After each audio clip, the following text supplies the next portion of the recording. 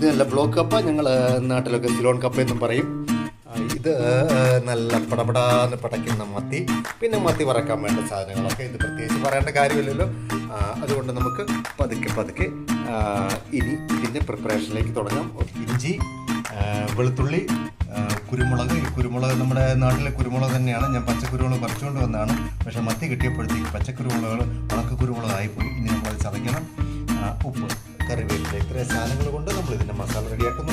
നമ്മളിത് റെഡിയാക്കുമ്പോൾ നമ്മൾ ഒരിക്കലും ഇത് മിക്സിയിലിട്ട് അരയ്ക്കരുത്. നമുക്ക് ആ നാച്ചുറലാലിറ്റി കിട്ടത്തില്ല. അതുകൊണ്ട് കുരുമുളക് നമ്മൾ ഇതിലേക്ക് ഇടുന്നു, ഇങ്ങനെ ചതയ്ക്കുന്നു. അത് ഒരിക്കലും അരഞ്ഞു പോകരുത്. അതിനുശേഷം നമ്മൾ ബാക്കിയുള്ളത് ഓരോന്നായിട്ട് ഇടുന്നു.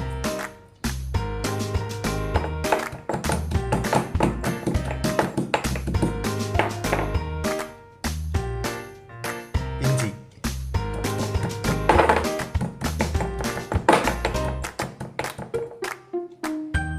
മസാല പുരട്ടിയിരിക്കുന്നു. ഇങ്ങനെ നമ്മളൊരു അരമണിക്കൂർ നേരം മസാല പുരട്ടി ഇവിടെ വെച്ചിരിക്കുക. ഈ സമയം കൊണ്ട് നമുക്ക് കപ്പ് റെഡിയാക്കാവുന്നതാണ്.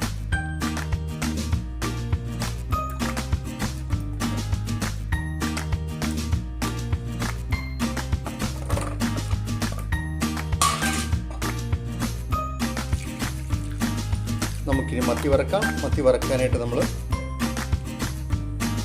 വെളിച്ചെണ്ണ തന്നെ യൂസ് ചെയ്യണം, അല്ലെങ്കിൽ നമുക്ക് ആ ഒരു ടേസ്റ്റ് കിട്ടത്തില്ല. ഇനി വെളിച്ചെണ്ണ ചൂടാകാൻ വേണ്ടി അല്പസമയം കുറച്ച് സെക്കൻഡ്സ് വെയിറ്റ് ചെയ്യുക. ഇതാ വെളിച്ചെണ്ണ ചൂടായിരിക്കുന്നു. ഇതിലേക്ക് നമ്മൾ മത്തി ഓരോന്നായിട്ട് അങ്ങോട്ട് ഇടുക.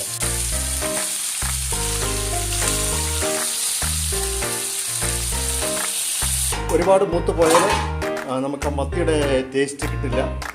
മത്തി ഏകദേശം മൂത്തിട്ടുണ്ട്, നമുക്ക് വയ്ക്കാം. അതോടൊപ്പം തന്നെ നമ്മുടെ കപ്പ ഇങ്ങനെ കുളുകുളുത്ത് തിളച്ചുകൊണ്ടിരിക്കുകയാണ്. കപ്പയും നമുക്ക് എടുക്കാറായി. നമുക്കിനി ഇത് രണ്ടും നമുക്ക് ഇവിടെ വെച്ചൊരു തീരുമാനം ഉണ്ടാക്കാം. ഇനിയാണ് ഏറ്റവും പ്രധാനമായിട്ടുള്ള പാർട്ട്. ഇനി നമ്മൾ ഈ വാഴയില ഇങ്ങോട്ട് എടുക്കുക, അതിലേക്ക് നമ്മൾ ഈ കപ്പ ഇങ്ങോട്ട് ഇടുക.